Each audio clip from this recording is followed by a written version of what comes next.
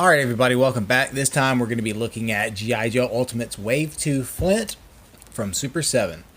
So let's go ahead and pop him out of this shipper box.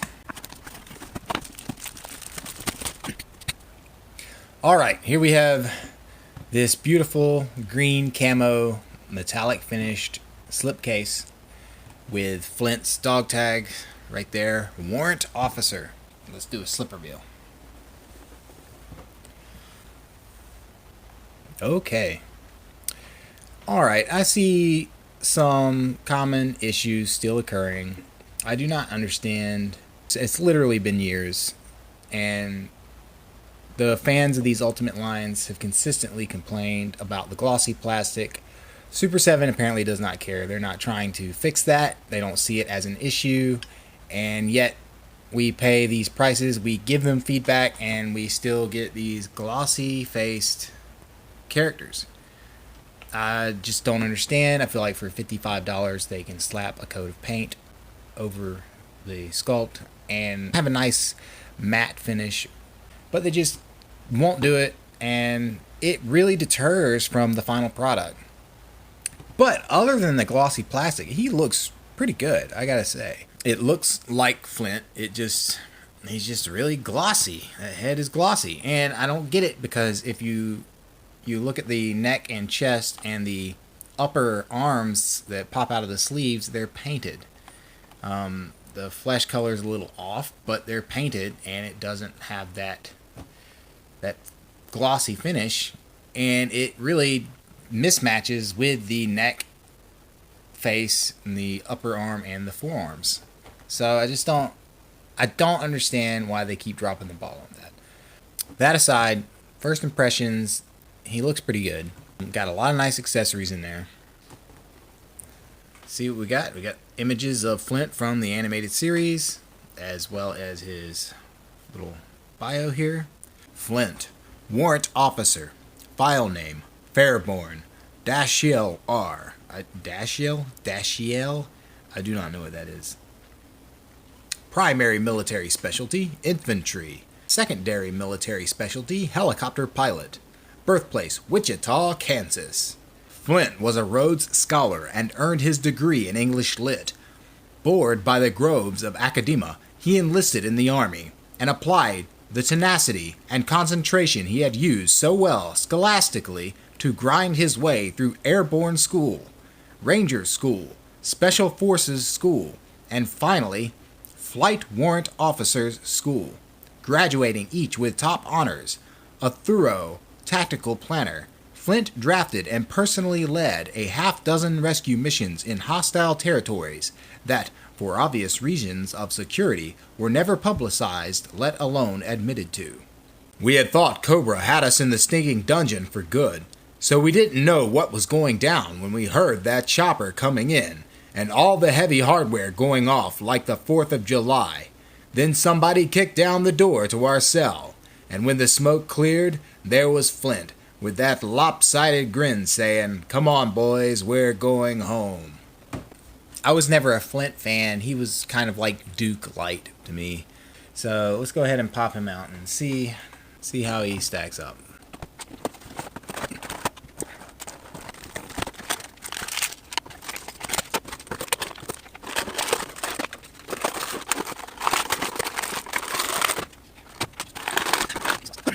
Alright, we got Dashielle here, and I gotta say, sculpt looks okay. I don't know, sometimes I feel like their legs are too long. Maybe that's just me. Face sculpt, very plain. He definitely has that cleft chin that Flint has in the show, but I feel like his likeness is just a little weak. Definitely has all those greens and browns that is familiar with the animated version of the character. His symbol on his beret is painted pretty cleanly. I like that, even though it is off center.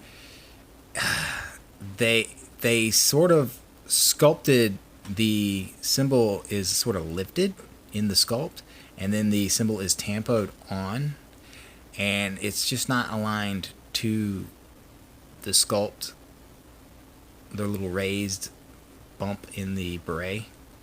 So it kind of like rolls off the edge, and some of the edging seems to have been painted right there. I don't know. It's okay. It's the same as the shoulder. As you can see, it's raised on the shoulder, sculpted out, and then tampoed on. And that one's a lot more cleaner. He has this red and yellow on his shoulders, but the split in the body is just really bad. I don't know. I just don't like the seams on these figures. They're prevalent in the neck too, those seams. He has these little silver buckles painted on his bandoliers. Just simply yellow paint on the buckles of his belts, which is kind of sloppy. He has this huge holster on the side of his belt, which I already hate. I don't know. Holsters are hit and miss with me. If they're not properly utilized, they kind of get in the way and are wonky. Fortunately, this isn't tied to his hip. It lifts with the belt. The belt, although pegged into the hip here, it allows it to have some motion. And the holster is also is just a peg in the belt, so you can swivel it out of the way. That's probably the best execution I've seen for a holster, but it is just pretty massive, bulky holster. But it's alright, I guess. The camo on the pants is okay. It's just, I don't know. I feel like these are paint apps that anybody could do with some tape and brown paint.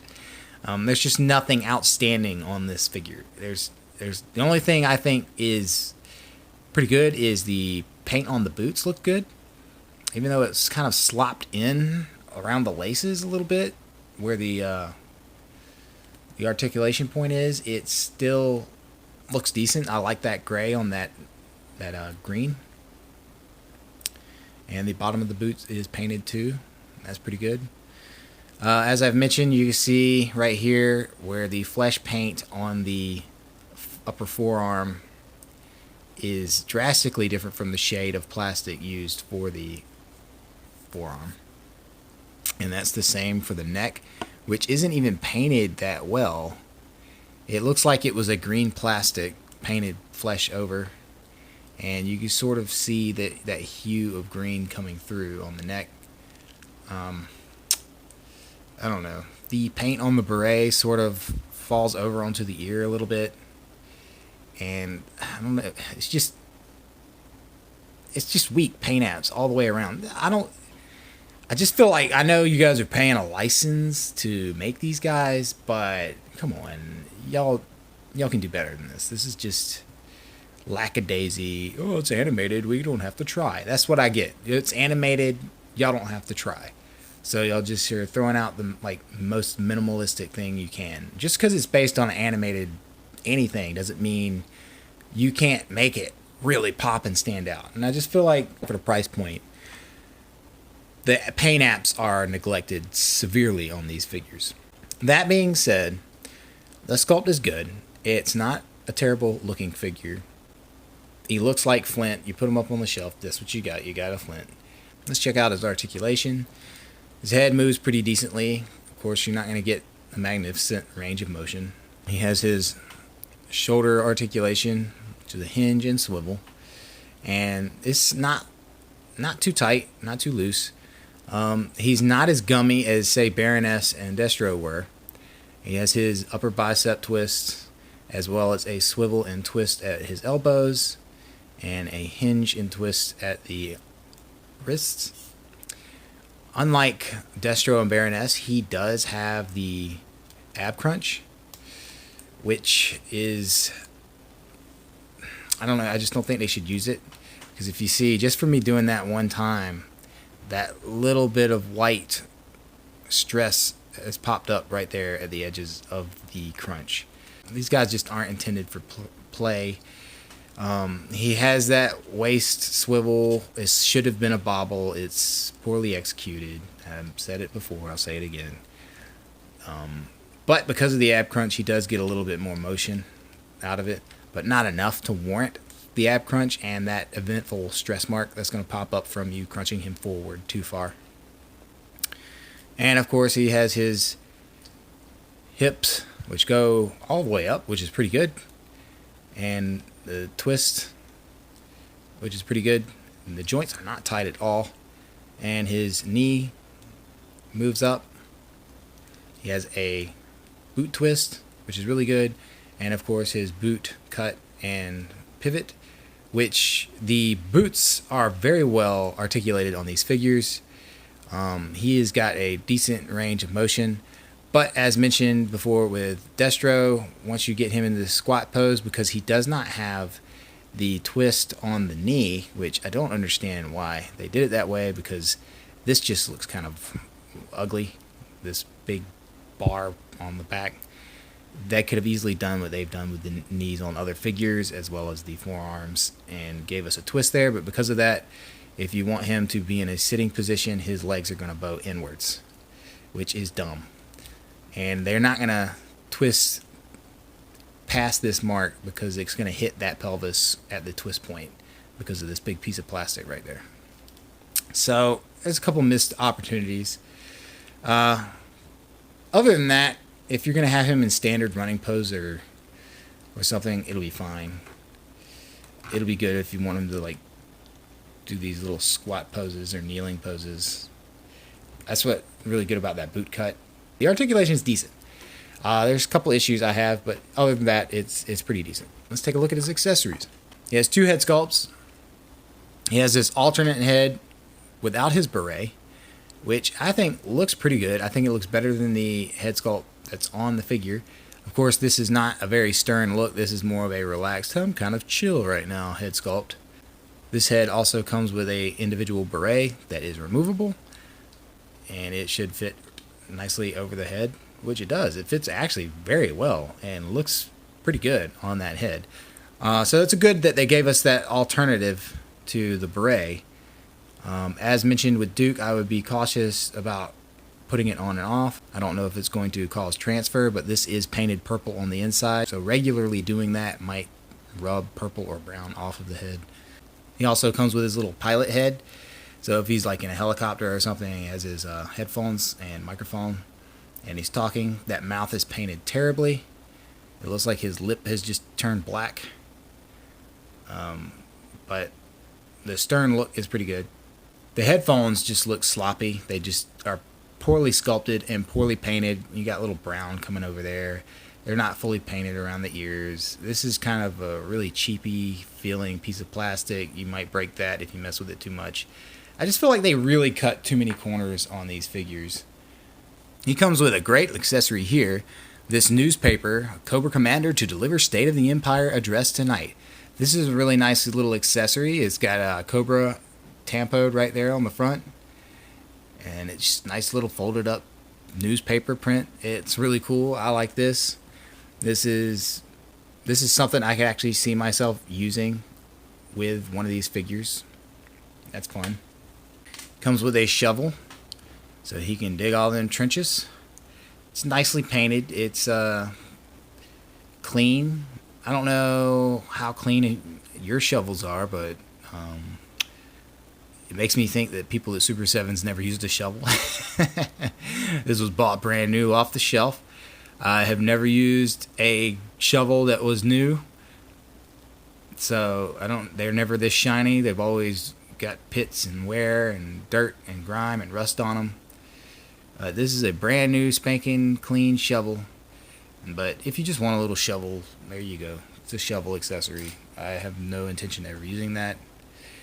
He has a nice little plain set of binoculars. These are about as plain a set of binoculars as you can get. There's nothing special about them at all. So I believe this is a military flashlight. I had one of these as a kid. My dad had I would go around playing G.I.JOE, and I had a little military flashlight lit like this that you could swap the lenses out in. So that's pretty neat. Comes with a walkie-talkie with the number 302 tampoed on it. Pretty nice little toy. He has a pistol. This is painted silver. It's okay. It is a shotgun with a warped barrel. Do not shoot a shotgun if the barrel is bent like this. It might blow up on you. But that's a decent shotgun. And he has this rifle, which I believe has come with both Duke and Snake Eyes in the previous wave. So that's pretty good. A backpack. I like this backpack. Be cautious when pulling this out, as these straps are glued into place. And as you can see, that strap has already started to pull off a little bit on the back there, on both sides. And that was just pulling it out of the package. And these parts kind of like stuck to the plastic. Be cautious when handling these. It's nice that the bands are soft and pliable, but the backpack looks good. I like the green. It's got the buckles that are painted silver. It's got this canteen, and I'm not sure what these black balls are, grenades or something, I don't know. But this is a nice hefty backpack, and it looks good. He comes with 6 extra hands. He has these 2 gripping hands. Fortunately, he comes with 2 trigger hands, which I wish Destro and Baroness would have come with 2 trigger hands. And then he has a gripping hand and a pointing finger hand. And then 2 closed fists in the box. Let's see, the head comes off pretty good. Let's put on his beryless head. Yep. I like this head sculpt, but I prefer Flint with a stern look. Let's see how easily the backpack goes on. It was quite a chore with Snake Eyes and Duke, as these pliable straps scare me, but this actually went on pretty easy. That backpack went on pretty easy. Yep, that's pretty good, and it's on there nice and snug. Let's see if the weight is going to pull him back a little bit, so you're gonna have to figure out a way to balance him, but it looks good. It looks good on him. I like that backpack. Alright, this is the only thing that could possibly fit in this holster, and it fits in very well. It looks good. This is probably even as big and bulky as this holster is probably the most efficient holster in this series so far. So I appreciate it, even though I wish it was removable. You probably could remove it if you heated it up and pulled it out of that peg slot, but I'm going to leave it like it is. It'll be fine. The hands come off pretty easily on him too, and they go on pretty easy, so that's not an issue. That's good. Let's give him his shotgun. The trigger finger of the trigger hand is not going to go on over the trigger of the shotgun, because they just don't reach that far.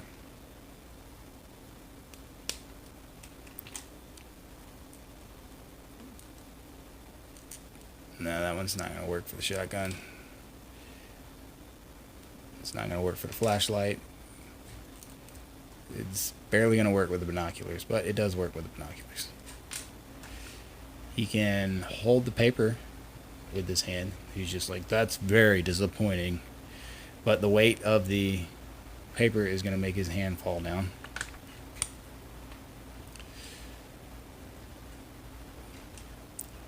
Give him his rifle.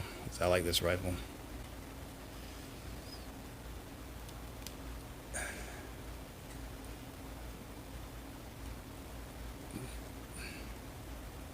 I gotta say, I like this figure. I do have some nitpicks. As far as the paint apps are concerned, the glossy plastic. Other than that, I think he looks good. He looks good. I can hear his voice. I love some of the accessories. Some of the accessories I don't think are necessary. I guess you could have a shovel. I guess this is a shovel hand right here. You could have a shovel, and I'm just gonna go dig a hole. I guess this is a throwback more to the old 1960s G.I. Joes, as all those figures came with unique military accessories like shovels and flashlights and binoculars and walkie-talkies and all kinds of wonderful accessories. And Flint is no exception. I wish they would have did a stern head like this with the yelling mouth, but without the headphones, because I do not like the sculpt on these headphones. It just looks lame. I'd say he's right behind Destro in this wave so far. I have high hopes for Lady J, as the ladies of the Joe team are my favorites. So I'm really excited to open up Lady J. Nice green and brown colors. I love the contrast of the backpack and the brown of the rifle. His joints are perfect as far as tightness. There's nothing stuck here. Everything's got the perfect right amount of tension, whereas Baroness was kind of loosey-goosey. Yeah, I think this is steps in the right direction, but really got to fix this glossy plastic. It just really deters from some of these figures, especially when you have contrasting paint details. So this has been an unboxing and review of G.I. Joe Ultimates Wave 2 Flint from Super7, and I am your Supreme Toys. Thank you so much for watching.